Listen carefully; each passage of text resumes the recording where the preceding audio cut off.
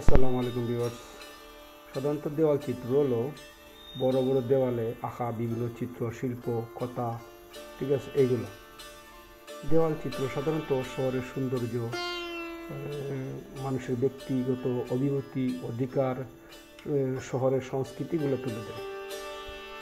আধুনিক বিশ্বে সাধারণত স্ট্রিট আর্ট একটা শহরের বড় অংশে পরিচিতি তুলে ধরে।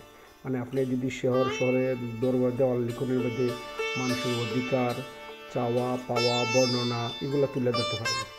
এই দেখেন দেওয়ালের চিত্রগুলা বিভিন্ন অভিব্যক্তি, এই ভাষা এগুলো প্রকাশ করে তুলছে। মানুষের রাস্তার পাশে চলাচলের মাধ্যমে এগুলো পড়তে পারবো, জানতে পারবো, তার অধিকার সম্বন্ধে সে বুঝতে পারবো, আর এগুলো শহরের সৌন্দর্য বৃদ্ধি পাইব। দেওয়াল লিখনে সাধারণত মানুষের সেই শহরের সৌন্দর্য, ঐতিহ্য, পরিচিতি বা সমাজের অবস্থা বা বিভিন্ন রকম সমস্যা সমাধান, সামাজিক সাংস্কৃতিক, ওই শহরের ওই জেলার কী কী ঐতিহ্যবাহী জিনিস আছে এগুলো জানা যায়।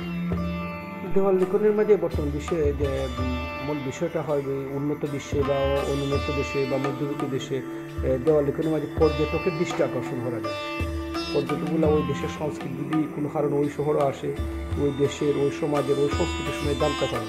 যেহেতু বিভিন্ন ভাষাগত না কারণে যে চিত্রের মাঝে অনেক কিছু জানা যায় বা বোঝার চেষ্টা করা যায়।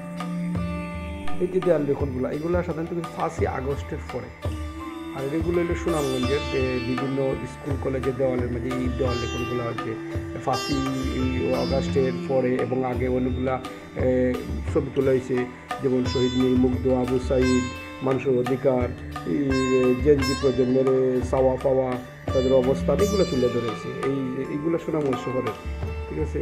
এটা এখন কত সুন্দর ক্যালিগ্রাফি যে বিষয় এগুলো আর্ট করছে সাধারণত ছাত্ররা, কিন্তু আর মূল চিত্রশিল্পী এরা যদি আসতো তাহলে আর সুন্দর হইতো, ঠিক আছে। যেমন এই যেটা লেখা আছে কুনিয়া সিনা ফাঁসি সাই, তাদের রক্ষা পাওয়ার রক্ষা করা বেশি কঠিন, এইরকম আনা বিভিন্ন লেখা আছে। এছাড়াও যদি কোনো একটা শহরে মনে করেন আছে চাওয়া পাওয়া অধিকার এগুলো নিয়ে আসছে। এই যে আপনি মুক্ত একটা পানি লাগবে, পানি নিয়েছি, চেয়েছিলাম অধিকার হয়ে গেলাম রাজাকার, এই ধরনের আরও বিশেষ করে এগুলার পাশাপাশি আপনি আপনার শহরের অধিকার, চাওয়া পাওয়া, সংস্কৃতি সেই শহরের নিয়ে আপনি আলোচনা করতে পারেন বা দেওয়াল লেখন করতে পারেন। যে বিষয়টা মনে হয়েছে আপনি দেওয়াল লেখনে দেশের পরিবেশ, সমাজ, সংস্কৃতিগুলো তুলে ধরা, ঠিক আছে। আপনার তার দেশের পতাকা, সমাজ, সংস্কৃতি এগুলো তুলে ধরা হয়। দেওয়াল লেখনগুলা চিত্রশিল্পীরা যখন আঁকে মনে করতে তখন সুন্দর হয়, খুব বেশ সুন্দর হয়। আর এগুলা যেহেতু অনেকগুলা এই বাংলাদেশে বেশিরভাগ দেওয়াল লেখন হয়েছে 5ই আগস্টের পরে। বিপ্লবী মনে করেন বৈষম্য বিরোধী ছাত্র আন্দোলন, বিভিন্ন রাজনৈতিক দলের ছাত্ররা, অরাজনৈতিক ছাত্ররা এগুলাতে সাধারণত এই দেওয়ালগুলি লেখা হয়েছে। যেহেতু এরকম সুন্দর না হইলেও তো শহরে বেশ সুন্দর লাগছে এনেছি। তাহলে মূল বিষয়টা হইলো আপনার দেওয়াল লিখন, চিত্রাঙ্গন এগুলো তার দেশের সমাজ, সাহিত্য, সংস্কৃতি এগুলো সম্বন্ধে জানা যায়, ঠিক আছে। একটা দেওয়াল লিখন অনেক সময় দেখা যাচ্ছে এই যে অনেকগুলো দেওয়াল লিখন খুব সুন্দর, আর কিছু কিছু যাওয়াতে দেওয়াল লিখনগুলো মুছে দিতে গেছে, হয়তো বিভিন্ন সংস্কার বা নতুন করে যদি আবার লেখা হয় দেওয়াল লেখনগুলো বেশ সুন্দর। এই যে লেখাটা দেওয়াল লেখন খুব সুন্দর, ঠিক আছে। এগুলো খুব সুন্দর। আসলে ছবিগুলো দেখে বোঝা যায় যে ছোটো ছোটো বাচ্চারাও আর্ট করছে, তারপরে বেশ সুন্দর, ঠিক আছে। দেওয়াল লেখন আসলেই একটা শহরের সৌন্দর্য তুলে ধরে, ঠিক আছে। আপনি শহরে গেলে হাঁটলা একাকে বিশেষ কোনো কারণ ছাড়া তখন আপনি জানতে পারবা আসলে কিছু একটা হয়েছিল নি, বা শহরে কিছু চাওয়া পাওয়া আসেনি, বা ওই যে শহরের আসলে মানুষের অধিকার নিয়ে মানুষ আলোচনা করেনি, চিত্রশিল্পীরা কথা হয়নি। এগুলো মূল হলো দেওয়াল লেখন। এই দেখেন আপনার ভিডিওগুলো কত সুন্দর ছবি। আমি যে ভিডিওগুলো এই জন্য এটা শহীদ মিনার, আমার ভাই লক্ষ্মী রাঙালি 21শে ফেব্রুয়ারি, আমি কি বলিতে পারি আমার ভাই লক্ষ্মী রাঙালি 21শে ফেব্রুয়ারি, আমি কি বলিতে পারি। আরবি ক্যালিগ্রাফি বিভিন্ন জনে আছে, বিভিন্ন হুজুরা আরবি ক্যালিগ্রাফি আছে, মাদ্রাসা ছাত্র, শিক্ষক, ছাত্র সবাই বিদ্যার সাথে 5ই আগস্টের পরে দেওয়াল লিখনে অংশগ্রহণ করছিল। তাই এটা মূল বিষয় হলো আপনি মনে করেন শহরের সৌন্দর্য করে তোলার পাশাপাশি আপনার অধিকার, চাওয়া পাওয়া এগুলো নিয়ে আপনি দেওয়াল অঙ্কন করতে পারেন। অন্য সময় অনুমতি নিয়ে দেওয়াল অঙ্কন করে কেউ অনুমতি ছাড়া করে, এটা আসলে আমার কীভাবে করে মানে কীভাবে করতে হয় এটা আমার জানি নাই।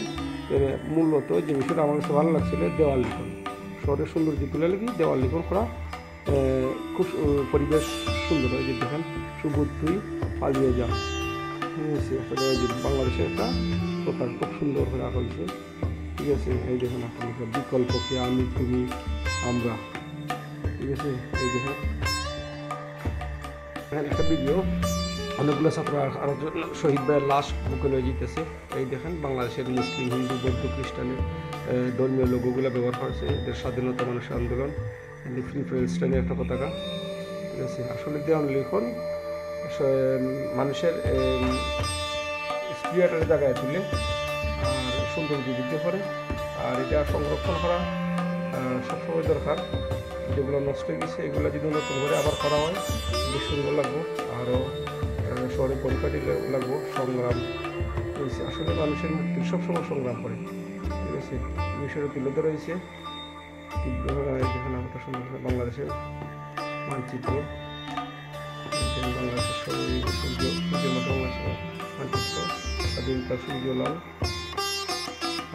মুক্তির মিছিল, এই যে লেখাগুলো আস্তে আস্তে নষ্ট হয়ে যাচ্ছে, নতুন করে আবার লেখলে লেখাগুলো সুন্দর হতো। এই দেখেন আরবিতে ক্যালিগ্রাফি করাইছে, মাদ্রাসা তারা নিশ্চয় করছে। আসলে যে কোনো রকম দেওয়াল লিখন দরকার। তো ছবি আর ভালো লাগে ভিডিওটা লাইক করবা, শেয়ার করবা, সাবস্ক্রাইব করবা। আসসালামু আলাইকুম রহমতুল্লাহ।